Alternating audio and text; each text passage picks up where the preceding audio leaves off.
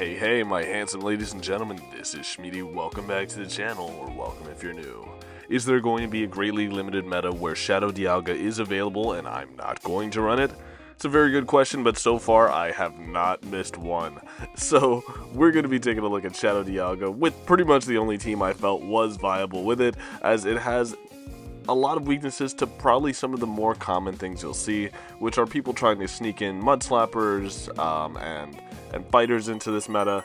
And unfortunately, even when it's in a good matchup, it still takes like 80% from a charge move. We do see one of the few things that Shadow Dialga would like to see on the lead here. It is going to be Shadow Dialga leading into a Lantern. I am going to shield up just in case they do go for a Thunderbolt. Honestly, I'm not sure how much a Thunderbolt would do, but today wasn't the day that I was interested in finding out. So I'm going to fire off the double resisted Iron Head and even onto the Lantern.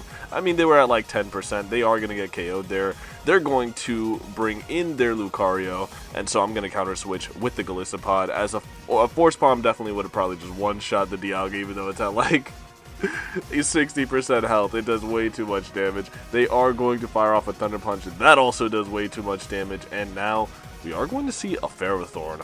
Hold on, Dialga, this is one of the matchups where it is the most comfortable, because if they go for a Power Whip, we're going to see that doesn't do that much damage. It is double resisted, so I mean, for most Pokemon, that's like a resisted move's worth of damage, but nevertheless, we're going to fire off the Iron Head onto the FERROTHORN. It is shielded, but the Bullet Seeds aren't doing enough damage where they're going to be able to farm me down, so I'm looking to make a play here.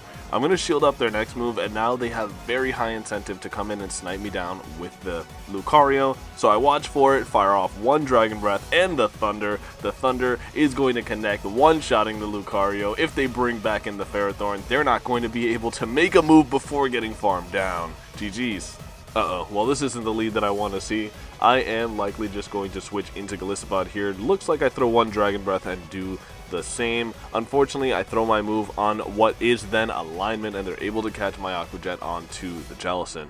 That's not the worst thing ever, but all things considered, that was the energy I was going to throw there anyway. And as you guys are going to see, this is a deceptively fine matchup for the Golisopod, especially if we commit a shield at the right time onto the Shadow Ball, which we do.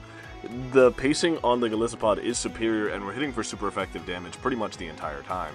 So I'm going to go for the Aqua Jet, and if they decide to give up their Jellicent here, I'm going to be in a good spot. Here, I'm just going to no-shield. Whether or not it's a Shadow Ball, I actually don't care, but it ends up just being a Surf. And now, I'm looking for the full farm down. I am going to be able to get it, but I have two moves, and I'm only going to be able to get one off. I got confused by the fact that a Mud Slapper comes in, it's Gastrodon, and they are ABA strong to Dialga, so we're just bringing in the Dialga into the Gastrodon, and I have to bring in my Araquanid onto the Lucario. Now, all Lucarios are packing Thunder Punch in this meta, because it is a meta largely dominated by water types, and if you don't have Thunder Punch, you're going to be in for a bad time. They are going to fire off a Thunder Punch onto the Araquanid. My goal here is just throwing a Bubble Beam and hoping that this, for some reason, does all of its health. They are going to shield it up, and this is going to do a sizable amount of damage. If they throw a Thunder Punch here, I might very well be able to get the farm down with the Dialga, and I am going to get taken out there, but Dialga comes back in, looking for the farm down of the Gastrodon. Are we going to be able to get it? No, we are not. Not before the Gastrodon's able to reach a Body Slam. That's going to KO Dialga. GG's to this trainer. Alright, getting into the next one. Dialga into FERROTHORN. This is about as good as it gets, and you wouldn't believe that generally because Dialga's into a Steel type, but look at us shredding through the HP of the FERROTHORN. Dialga not caring at all about the Steel typing here, and also not going to care at all about a Power Whip thrown on 4. This is a very good spot. They are going to switch into their Registeel, so an ABA Steel strategy. That is very, very bold, considering that we just saw a Lucario lead on the last game. We're looking for the catch onto the Golisopod. That's only a Focus Blast. They did not build up to the Zap Cannon, so we catch the blast onto Golisopod, where it is not going to be as impactful. We can throw 7 Shadow Claws, which is the equivalent of 14 turns, as it takes 15 turns for Registeel to make a Focus Blast and 16 to make the Zap Cannon. Speaking of Zap Cannon, they are going to be able to reach it, but I'm pretty fine with just shielding this because I feel like this Galissapod energy could be useful. Unfortunately, I say that, and they are going to make a very nice play of sniping me before I throw my energy with the Power Whip from their FERROTHORN. But since they switch lock the FERROTHORN, I'm just going to bring in Dialga here. Dialga's going to have a very nice time going for an Iron Head KO just before they're able to make their Power Whip. Although it is a double resisted Power Whip, that's just about Power Whip range, so I didn't really want to risk it. Now, in comes Jellicent, and Jellicent is going to be met with an Iron Head from the Dialga. Not really a position where they want to no-shield. Even if they knew that was just an Iron Head, that's still a significant amount enough where Jellicent wouldn't be too comfortable no-shielding. Speaking of no-shielding, we're going to no-shield the Shadow Ball from the Jellicent, and we're just going to build up to the Bubble Beam, not even committing to the Water Pulse here, because we don't need it. What we need here is the ability to live Shadow Ball from this range, but since we have the shield, we're just going to no-shield it. We are playing absolutely ballsy here, and they are going to fire off a Shadow Ball here. This is just a Surf, but I am going to have to shield it now. Not really a reason to no-shield that last Shadow Ball. That was probably a bad play, but if I got Surf baited, maybe it would have been a little worse. They bring in the Registeel only for it to get farmed down, and now we can commit to the Water Pulse onto the Jellicent. This is going to not KO, but still do quite a lot of damage. In comes the Dialga, looking for the farm down, and gets it. GG's. Alright, Dialga into Gastrodon. Okay, not the best for me, but I am just going to throw one Dragon Breath and defer the Mud Slap damage onto the Galissapod here, throwing my Aqua Jet immediately. Now, Scizor does have a pacing advantage here, so forcing the shield is probably the best thing that I can do. And now they're just going to overfarm to just before I get my next move. They could have just played into CMP because I'm going to no-shield this move regardless. It's a Night Slash, not going to be enough to KO, but is going to be enough to get a Night Slash boost. And they are going to want to shield up or fire off that next Night Slash rather before I'm able to get my next move, because they want to take as much advantage of that Night Slash boost as possible. I'm hard switching into the Dialga, trying to just get that Pokemon off of our screen. It's not working out too well for me though. I'm going to be able to make the Iron Head onto the Gastrodon. Not going to be enough to KO as Gastrodon is pretty bulky, but it's a CMP tie. That is about as best case scenario as it can get. They're going to fire off the Body Slam. Dialga goes down, but now we do have the Arachnid with a shield versus the Scizor without one. We don't know what the third is, but they're able to make the last second Body Slam. That's actually pretty bad for me, but I know a Scizor move would do way more damage than a Body Slam. That was actually damage registration error as well. You love to see it. And now they're going to bring in their Galissapod. I'm going to shield just in case this is an Aerial Ace. If it's an Aerial Ace, it might do more damage than a Scizor move, but it's not. They're going to bring in the Scizor, and here is actually a non-Shadow Scizor as well. Generally, Shadow Scizor is preferred for this cup and the Go Battle League in general. Water Pulse will take them out, and now we're bringing in our own Galissapod here. Unfortunately, not able to make a catch. This is going to get very, very tricky. I'm firing off a Bubble Beam. I need to be able to live multiple bug moves from this Pokemon. I forgot what the name of the bug move was. It is X-Scissor. They are going to be able to fire off an X-Scissor here, and they're nearly doubled up. But the X-Scissor, after the Bubble Beam debuff, not going to be enough. They are doubled up, but this just isn't going to be enough damage. Arachnid is going to be able to tank it on very low HP. They're not going to be able to make another move before getting farmed down. GG's. Alright, well, this is almost a worst case scenario lead. It is going to be Fortress. A lot of them in this cup do opt for Volt Switch. If it is Volt Switch, it might very well just be an auto loss, but we are going to see Bug Breath versus Dragon Breath, and we pace the same to the first move with Iron Head and Rock Tomb. They're looking to fire off a move here. I think I may very well shield this up. If they go for a Sand Tomb, I'm in a much worse spot, but they go for the Rock Tomb. They would have to throw the Sand Tomb as soon as they get it, and it looks like they just CMP'd me. Trainer may not be familiar with the fact that these are the same moves and same pacing rather, not the same moves. Well, Bug Breath and Dragon Breath are basically the same move, but Rock Tomb, a lot better of a move than Iron Head is. We are going to get KO'd there, but since we forced a shield, I'm not that uncomfortable. But that is not very long-lived, as we are going to see a Lantern. Come on, man, a Lantern? Why is Lantern viable in this meta, man? Anyway, I'm going to fire off an X-Scissor. It looks to be a CMP tie, so I'm very happy with just letting the Galissapod go, because they have wasted this entire Core Breaker for the rest of my team. I don't think they're reading Double Bug Water, because if they were, they probably would have double shielded the Lantern, even though they only had one shield coming into it. Arachnid is able to get the farm down in the back. It's going to be a Galissapod, and Galissapod not going to be very happy with the fact that we are going to be able to make this Bubble Beam before they're able to make their move. Once again, I'm going to shield the first in case it's an aerial ace. I need to debuff aerial aces as quickly as possible. They're going to fire off a move. Very good timing, firing off right before I get to my next bubble beam. Not sure if that was intentional or not. The aerial ace is shielded, and now this game is completely unrecoverable. I don't want to spoil it, but as you're going to see, let's just see how much this next aerial ace does, and let's also look at how low the health on the Golisopod is. That aerial ace looks resisted after 2 debuffs, and we're just going to be able to fully farm them down. GG's. Probably one of the only decent leads Shadow Dialga is going to see in this cup is going to be Mantine. However, I say that, but Mantine will still outpace to an Ice Beam. It's 8 wing attacks to the first Ice Beam after the wing attack nerf. So they are still going to make it before Dialga even makes an Iron Head, but they've taken half of their health on the way there. They're going to fire off an aerial ace bait. Honestly, if it was an Ice Beam, I was dying there, so I'm very comfortable with just shielding that up. Firing off an Iron Head onto the incoming FERROTHORN, because this is not a good matchup for the FERROTHORN either. If they have Flash Cannon, which they certainly don't after only throwing 4 Bullet Seeds, I'm going to be in a good spot. It's just going to be the Power Whip, and this is actually a little embarrassing to admit, but after this Bullet Seed chip, I am going to be in Power Whip range, so I am going to fire off an Iron Head before they're able to make it. They still have 2 of their shields remaining, and they have a Gastrodon in the back. I did fortunately react in time, and I don't think the Mudslap landed on the Dialga, and it landed on the Golisopod, where it's going to be a lot less impactful. We are going to see them now switch into the Mantine. They are going to basically destroy my poor little Podman here, but that's perfectly fine. It's whatever. I'm just going to no-shield whatever this is. Look to get the farm down with either Dialga or the Araquanid, and we're able to get the farm down with the Dialga. I'm not going to be able to switch out quite yet, and I'm able to make the last second Iron Head, and I don't think that was damage registration error because that Mudslap's going to land now, but I'm pretty sure I threw 4 Dragon Breaths and made the Iron Head, so this is very nice for us. They are going to have to shield up the Dialga move there because evidently it would probably still do like 30%, and that's just too much damage. They're going to go for the Earth Power and get the debuff at only the top left. Another Gastrodon lead. Dialga not really having the best time in the Fossil Cup, not gonna lie to you guys. You know what, I don't think it will ever have a good time in the Fossil Cup, and speaking of not having a good time, I throw on pretty poor timing up against the FERROTHORN that's switched into my Golisopod.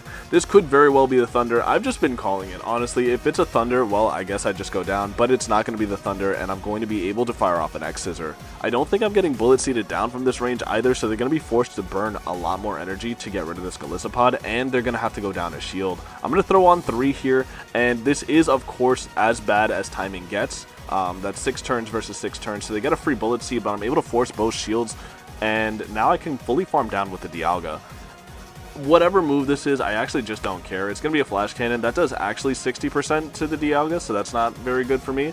But I'm going to be able to now see them hard pivot into the Gastrodon, and this is, again, a mistake that you don't want to do. If you have an inflexible Pokemon, such as Gastrodon, you do not want to hard pivot it, because it's going to be met with a hard answer like Araquanid, and look at how terrible this matchup is for the Gastrodon. We're just bubble beaming them, and then we are forcing as much energy out of this matchup as we can. We are just absorbing all of the nutrients we can from this Slug. They're going to fire off yet another Body Slam, looking likely just to burn their switch timer, and that is indeed what they're looking to do. They're going to be able to bring in their Shadow Claw Golisopod. Shadow Claw Golisopod probably a little worse for me, and I am going to shield up the Dialga because I feel like I can make a move, and I decided to settle on just the Iron Head because I think if I committed to the Thunder there, I was getting farmed down, but the Iron Head does more than enough damage, getting the farm down with the Araquanid. I think they had the move there, and now what are they going to do? They're bringing back in the FERROTHORN, only for it to nearly get farmed down. I didn't want to risk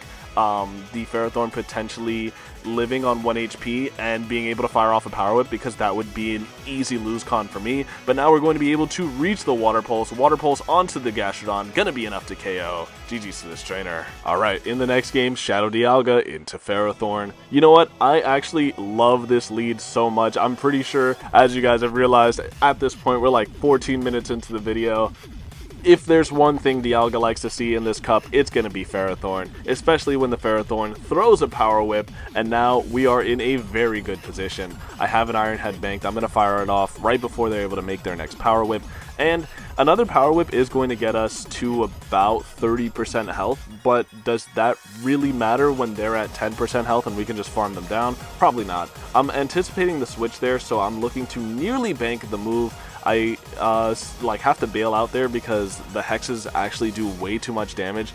Hexes onto Shadow Dialga feel like Shadow Astonishes from Shadow Drifloon in the Great League, dude. They hit so hard. They are going to be able to fire off a move here. I'm going to no-shield it, whatever it is, and I call the bait properly. You'll love to see it. We are going to be able to no-shield the next move as well. If this is a Shadow Ball, I'm getting KO'd, but I actually don't even mind that fact because I'm just going to be able to get infinite amounts of energy onto the Araquanid. And if they fire off a move here, this is going to be a Shadow Ball that I feel like is worth respecting, and indeed I am going to respect it. This is a Shadow Ball. I'm very happy with just committing to the farm down. I leave with over a Bubble Beam loaded and nearly a Water Pulse as well. In comes Gastrodon. Gastrodon gonna be in for quite a tough time. The only thing that Ferrothorn is good for right now is making a catch. So if they ever pivot into the Ferrothorn, I'm just going to bring in the Dialga and fire off, or look to farm it down, and then be able to fire off my Iron Head. They are just hopelessly debuffed here. I instead actually bring in the Dialga after getting more energy onto the Araquanid, able to reach the Iron Head, and that's all that matters in this matchup. Iron Head onto the Gastrodon is going to grab the shield, and once again, this is just so painful for the Gastrodon. The body slams are not going to hit for very much of any damage as they're non-stab, and they are also just in general a pretty terrible move. So we're going for the Bubble Beam. As I said, a lot of games are going to end this way.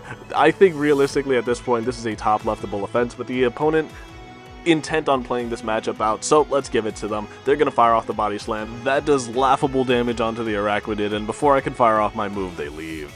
Into the next game, it's going to be Shadow Dialga leading into Golisopod once again. Not the best lead ever, but not the worst. They're on Shadow Claw, so my HP is going down at a rapid pace. I didn't expect them to throw the move immediately here, but that's fine by me. What I'm going to do here is just get all this Dragon Breath chip, and now right before they make their next move, catch and sneak a Shadow Claw. This is going to be the Aqua Jet, as the Aqua Jet is the more energy efficient move to throw. So I catch the Aqua Jet onto my Golisopod where it's resisted, and I can throw 4 Shadow Claws and throw the X-Scissor on good timing when they decide to bring in their Ferrothorn. That's going to do a pretty decent amount onto the Ferrothorn. We've gotten them to about 50% health here, and if they throw the Power Whip, I'm pretty sure I get KO'd here, but I'm actually not that opposed to that because we have the Dialga with a lot of loaded energy up against this Ferrothorn, and we're going to play to the CMP tie, going for the Iron Head up against the Ferrothorn. If they don't shield it, they're going to be in a bad spot. They are going to get KO'd there, and now in comes Jellicent. I'm looking to build up to the Thunder, and I'm just sending the Thunder.